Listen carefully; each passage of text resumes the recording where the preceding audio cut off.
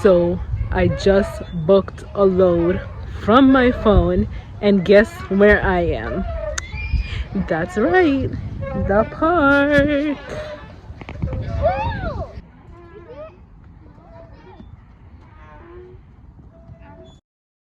All right, let's see. Is my camera clean? Let's see. All right, that's a little better. Anyways, guys, welcome back to another video.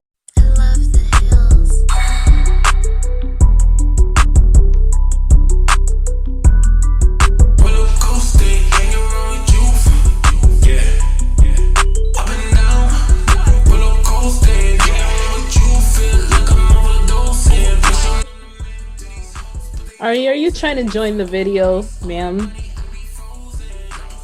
So I'm here sitting at my desk trying to move some loads. I'm trying to dispatch some loads, and I am feeling informative today. So I said, let me come on here and post a quick video. So I always get a lot of questions about dispatching, people looking for dispatching courses. Look no more, because your girls got you locked. I have my phone ringing. I think that's my phone ringing. I have an online dispatch academy. I'm always constantly revamping the classes, revamping the videos, posting new content and information. So you guys are actually getting that training live from previously recorded live classes. And the information is constantly updated as I give you information. That Dispatch Academy is only $200 right now. You better hurry up and get it, because guess what, baby? Time is money. Money is time. And that price is going right back up soon. So if you want to learn dispatching and have unlimited content on the dispatching course, look for that information in the bio. Click on the link, sign up for the course. You'll have my 24/7 support whenever you need me with any questions, and you'll have the content to review for only $200 for a limited amount of time. So go ahead and grab that before I up the price again, because like I said, time is money, money is time. This video is here to give you guys some things to consider if you want to get into dispatching. So I constantly get a lot of emails, messages, questions saying, hey, Shanique, I really want to do a dispatching, but I don't know how to get started. How will I find trucks? So tip number one, when you're considering becoming a dispatcher, know that there are some days, especially when starting out and building your brand, your identity, your career as a dispatcher from scratch, you get your first truck, you start booking loads. It may take a while, especially if you start off utilizing the load boards.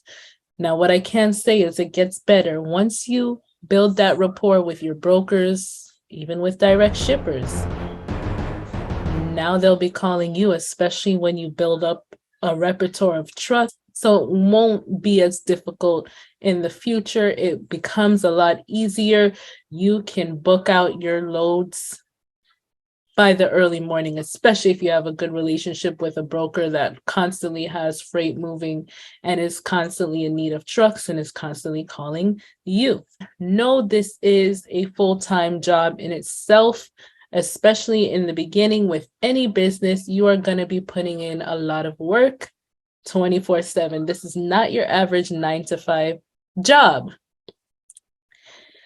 You may have to work some weekends in the beginning until you get the swing of things. Speaking of that, tip number 2, know that if you are going to be providing a service, well, let me pose it this way.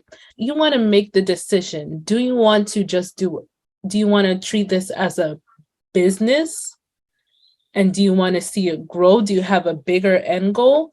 Or is this just a hobby for you? Is it just a service that you're providing? Is it just some here that you're doing on the side type of thing? Know the difference between how you want to set up your dispatching services. Another thing to consider, number three. Third thing to consider if you are thinking about getting into dispatching trucks. You have to be a very good communicator and learn to build relationships. A lot of people these days want work from home jobs because they just don't like dealing with people.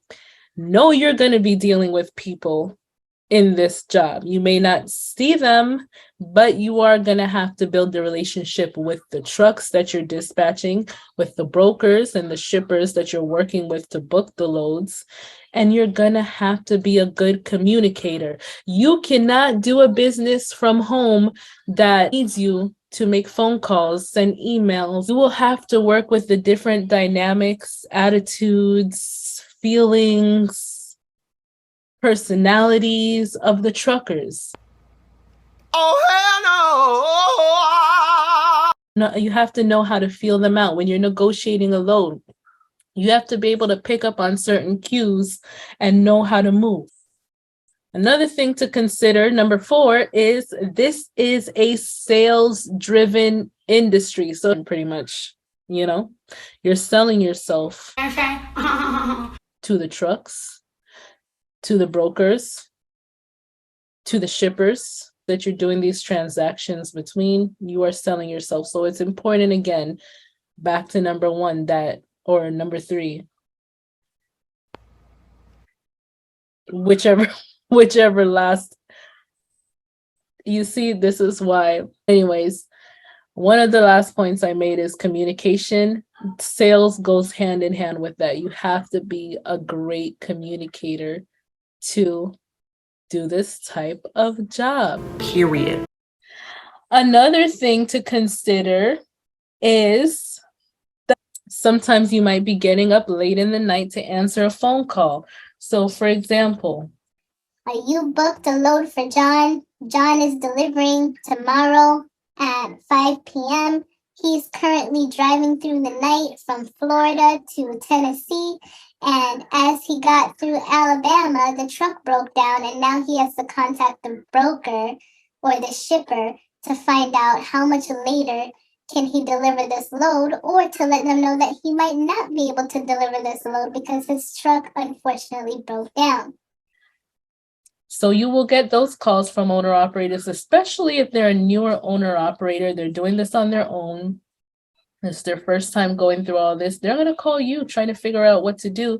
And now you as a dispatcher have to figure out, again, communication, how to communicate with the other parties to let them know what's going on and how to come to a decision on how to make things run smoothly from the situation that you're in.